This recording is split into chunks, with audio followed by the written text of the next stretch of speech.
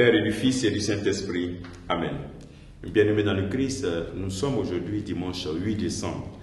Et la parole de Dieu que notre Mère Église nous propose est extraite de l'Évangile de Matthieu chapitre 3, versets 1 à 12. Nous sommes au deuxième dimanche du temps de l'Avent. En ces jours-là, paraît Jean le Baptiste qui proclame dans le désert de Judée « Convertissez-vous, car le royaume des cieux est tout proche ». Jean est celui que désignait la parole prononcée par le prophète Isaïe. Voix prononcée par le prophète Isaïe, voix de celui qui crie dans le désert.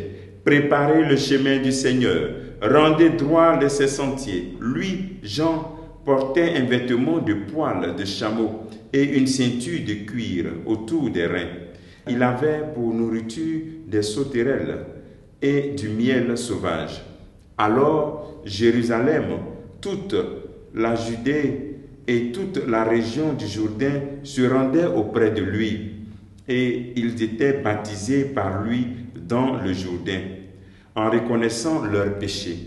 Voyant beaucoup de pharisiens et de sadducéens se présenter à son baptême, il leur dit : Agence de vipères, qui vous a appris de fuir la colère qui vient? Produisez donc un fruit digne de la conversion.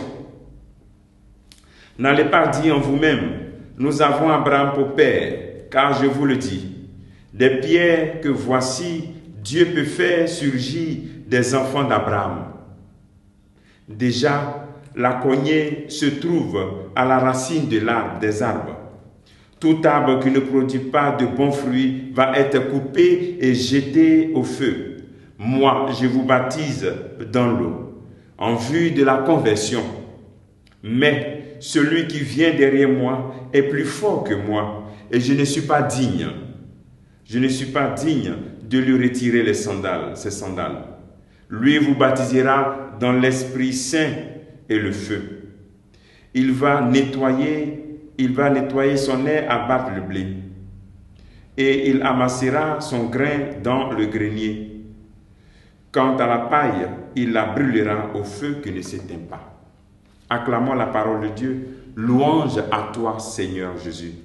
Bien-aimés dans le Christ, le Seigneur, en ce deuxième dimanche de l'Avent, ce temps très court, en 4 dimanches, ce n'arrive même pas un mois, nous devons préparer cette venue du Seigneur.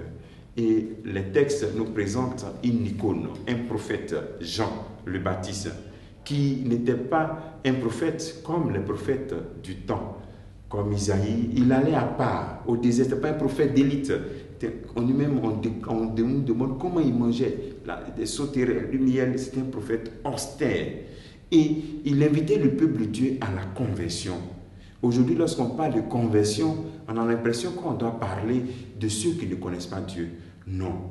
Il faut que notre Église devienne de plus en plus remplie de compassion vers les réalités souffrantes, vers les réalités dont personne ne fait cas. Les malades mentaux, les pauvres, les personnes abandonnées, les familles désunies. Nous devons être remplis de cette sensibilité. Voici des exemples de conversion institutionnelle que nous devons réaliser. Donc l'appel que Jean-Baptiste fait en ce jour, en ce dimanche, n'est pas fortuit.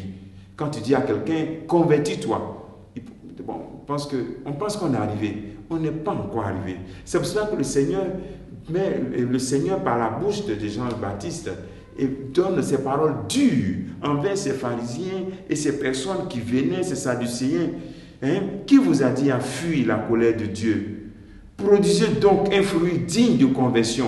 Tu es appelé aujourd'hui à produire un fruit digne de conversion, c'est-à-dire que le changement que tu opères dans ta vie, ceux qui sont autour de toi se rendent compte et en bénéficient. Voici le fruit digne de conversion. La capacité de vivre une pureté de corps, la capacité d'aimer, de pardonner, la capacité de faire toujours le premier pas, la capacité d'être disposé à ce que Dieu puisse nous façonner à sa guise, sans que nous opposions une résistance. Alors, ce dimanche, il est bon que tu te poses cette question fondamentale. Est-ce que je produis des fruits dignes de conversion? Ou bien il fait partie de cette agence de vipères qui dit, nous sommes des chrétiens, nous sommes des catholiques. Moi, je suis le responsable de la communauté chrétienne. Je suis le responsable, je suis berger du renouveau. Je suis le président ou vice-président du conseil pastoral paroissial. Je suis toujours à l'église. Non. Ce sont des fonctions. Il faudrait que ton intimité avec le Christ permette ces fonctions-là, manifeste cette intimité avec le Christ. S'il n'y a pas cette fonction, nous devenons, comme j'aime le dire, des fonctionnaires.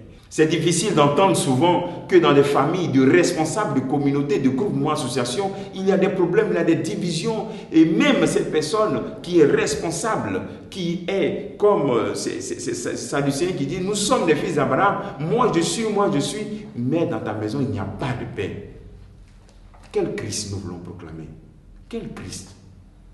Et Jean nous invite que le Christ que nous proclamons, c'est le Christ qui fait de ses disciples des personnes qui sont en tension permanente du changement de notre vie. Chaque année, tu sens que ta vie est en train de croître.